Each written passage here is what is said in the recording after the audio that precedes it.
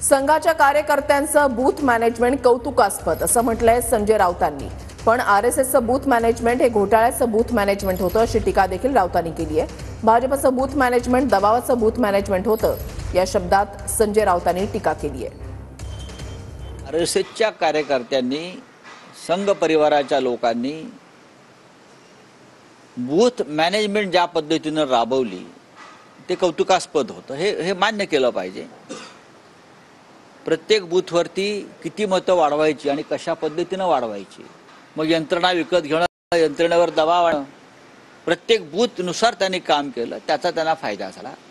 गैरप्रकार नक्कीच प्रत्येक बूथवर झालेले आहेत, हेही आम्ही समोर आणले। त्या तसं नसतं तर प्रत्यक्ष झालेलं मतदान आणि मोजलेलं मतदानात जो फरक दिसतोय तो दिसला नसता। बूथ यंत्रणा ताब्यात घेऊन मतं टाकण्यात आली आहेत तिथे, त्याचा हिशोब लागत नाही। हे जर आरएसएसने केलं असेल तर त्याचं कौतुक मी करणार नाही। बारामती मतदारसंघात युगेंद्र पवार का गाफील होते का? नाही ना, खूप कष्ट करत होते। पवार साहेब कष्ट करत होते, सुप्रियाताई सुळे कष्ट करत होत्या। मी अनेक उदाहरणे देईन तुम्हाला, जी एनसीपी शरद पवार साहेबांचे असतील किंवा शिवसेनेचे असतील किंवा काँग्रेसचे असतील, जीवापाड मेहनत केली आहे लोकांनी। पण प्रत्येक बूथवर घोटाळे झालेले आहेत। आरएसएसचं बूथ मॅनेजमेंट हे घोटाळ्याचं बूथ मॅनेजमेंट होतं, लक्षात घ्या।